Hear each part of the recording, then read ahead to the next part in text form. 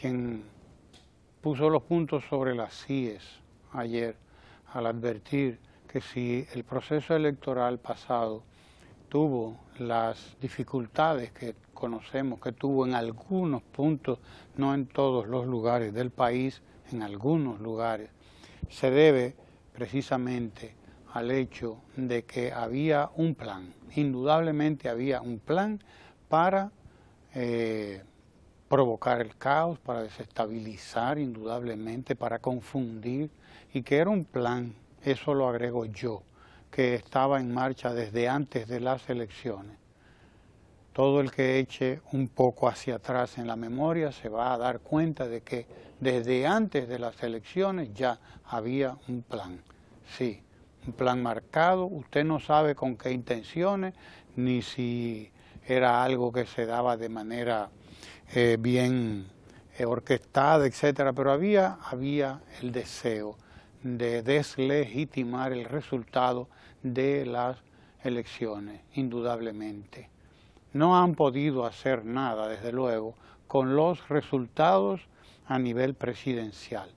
No es que no han tratado de deslegitimar también, claro, han tratado de hacerlo, a todos los niveles, los tres, pero la distancia es brutal en el nivel presidencial.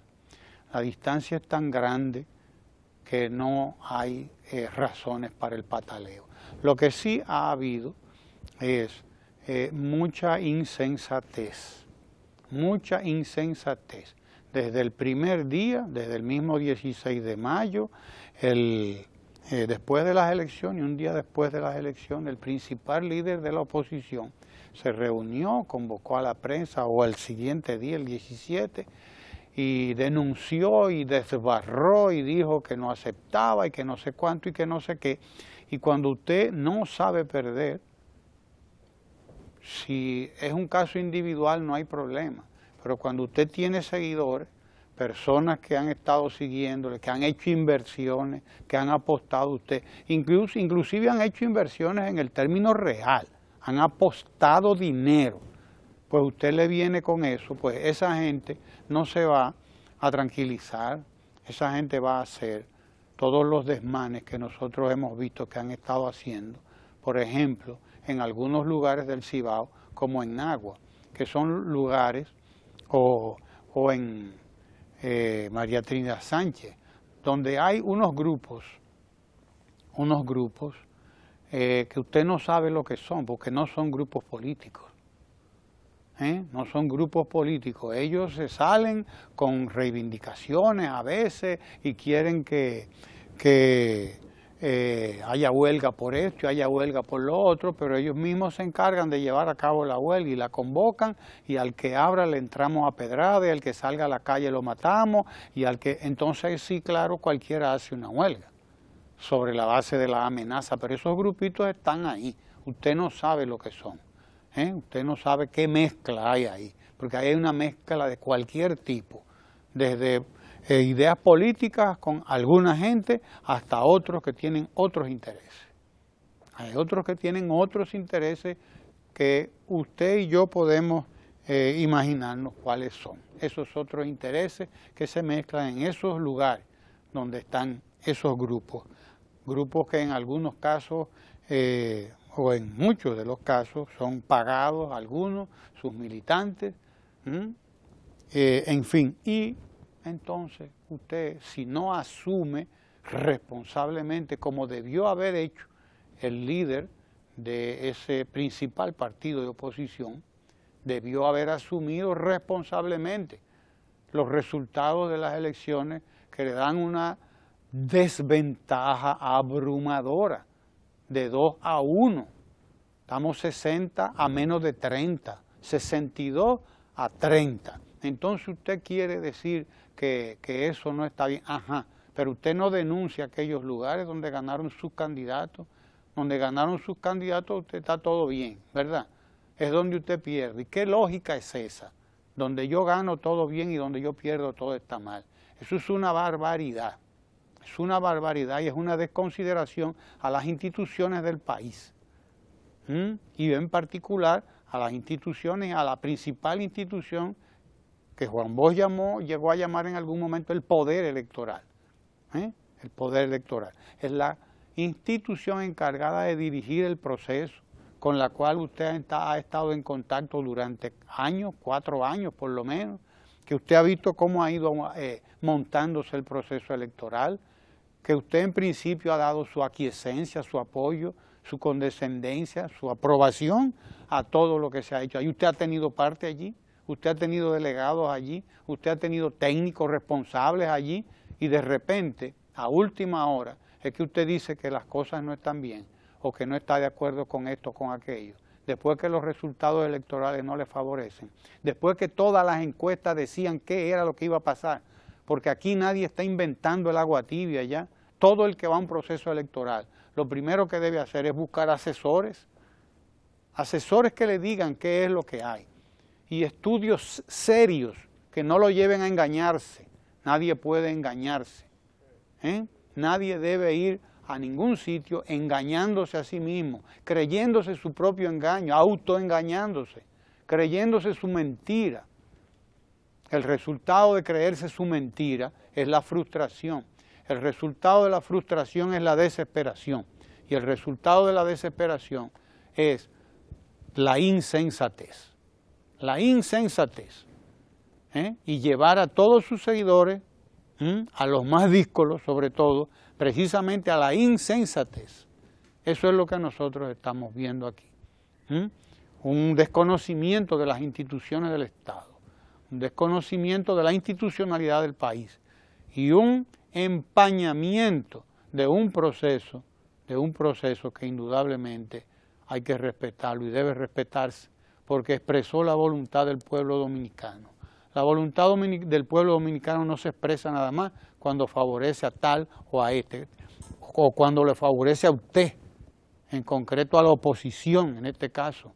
La voluntad del pueblo también hay que respetarla cuando favorece a los otros. Esa es la realidad. O todo toro o todo vaca, como dice la gente, con muchísima razón. Pero bien, ese es el punto de vista que hay que defender, el de la institucionalidad del Estado dominicano, el de la voluntad del pueblo dominicano que fue expresada. Si usted tiene algún señalamiento, presente sus actas, presente sus datos, presente, pero sobre todo presente sus actas, sus documentos oficiales, avalados por sus delegados que estuvieron ahí, en los colegios electorales. No presente disparates, no, presente las actas oficiales, presente documentos oficiales, reales, que se puedan ver, que se puedan verificar. No invento, no afirmaciones peregrinas como lo que se están haciendo, que son afirmaciones peregrinas, que son denuncias sin documentación, denuncias que no tienen objetividad, que son el fruto de la subjetividad, de esa subjetividad que da la frustración. Un segundo tema interesante también, porque esto tiene que ver con, como les dije ayer, atención a los derechos de la gente también. Hablamos del 911 que cumplió ayer sus 2 años y que los números indican que hasta ahora ha atendido 583.022 emergencias. Ha atendido, oiga bien, 583.022 emergencias han sido atendidas o habían sido atendidas hasta el día de ayer o antier en el 911. Eso quiere decir de casi 600.000 emergencias. Mujeres embarazadas, problemas de seguridad, etcétera, etcétera. Casi 600.000 emergencias, pero no quiere decir que en 2000 años se han atendido solamente esas 600.000 emergencias, ¿no?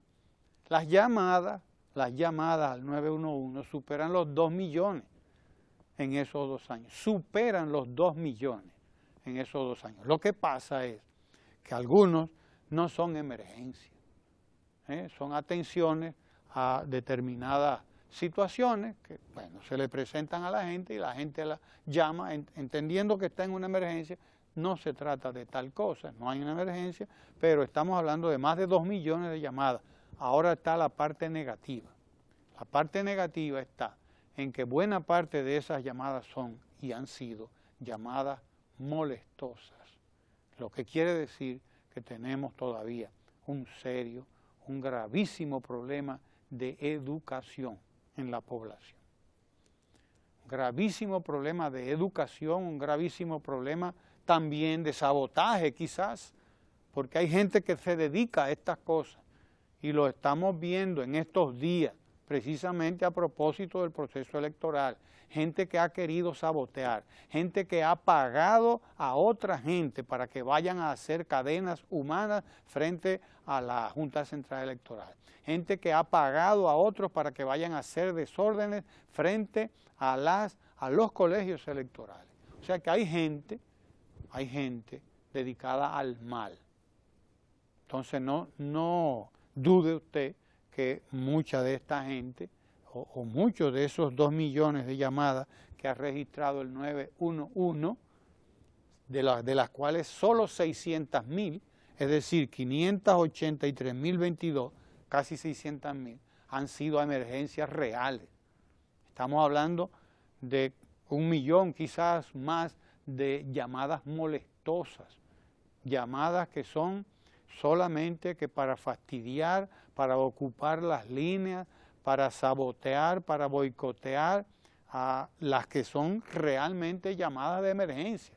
Cuando se hace una llamada molestosa de esta, puede estar quitándole la oportunidad a la entrada de una llamada precisamente de emergencia. Eso es lo lamentable, que pueden estar quitando tiempo, y de hecho así sucede. Le quitan tiempo a los operadores, le abruman el sistema de llamada, el sistema de computadoras, porque es información que está entrando, pero información mala. Está ocupando un espacio en la memoria del computador, en el trabajo de la gente, en las líneas, etcétera, etcétera, etcétera. Es decir, estamos frente a un problema serio, indudablemente. Un tema que no se nos puede quedar es el de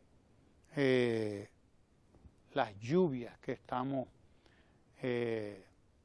viendo en estos días, disfrutando por un lado, pero por el otro también preocupando, ¿no?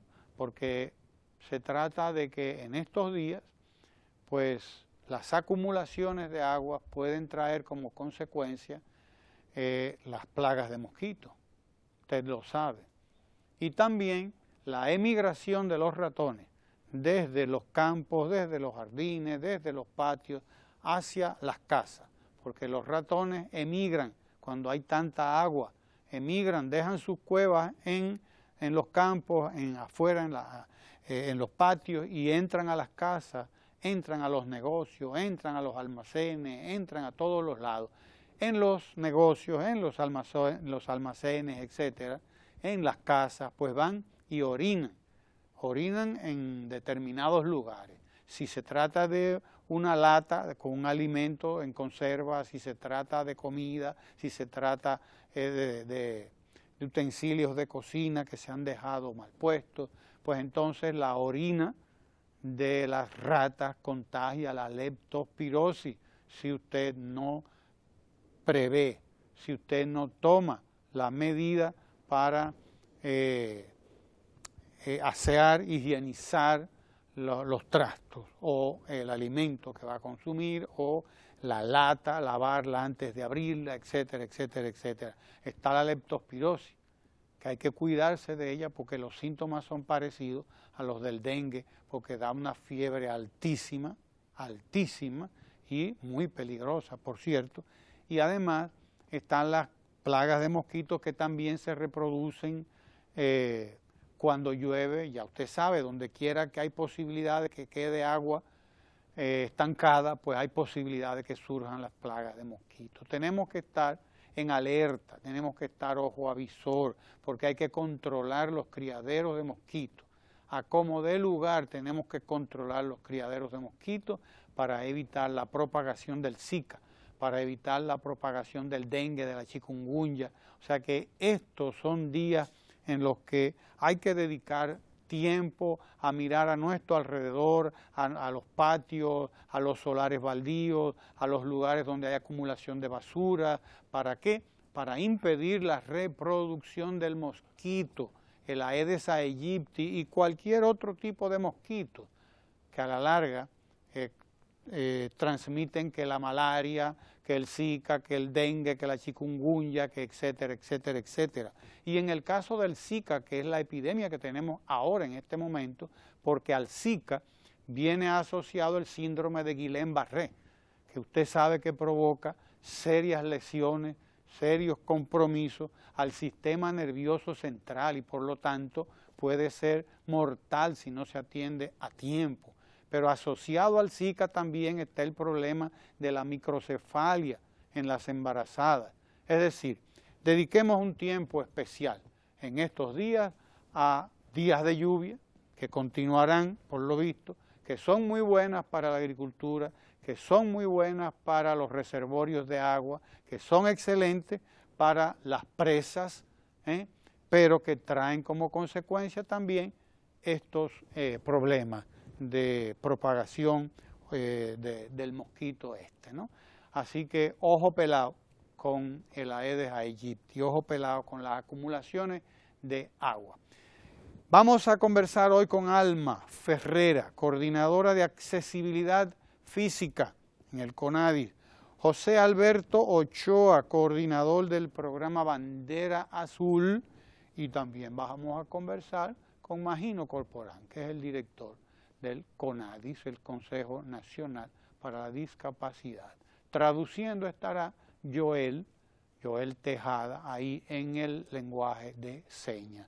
Así que quédese ahí para que hablemos de discapacidad, que es también hablar de derechos humanos. No se mueva.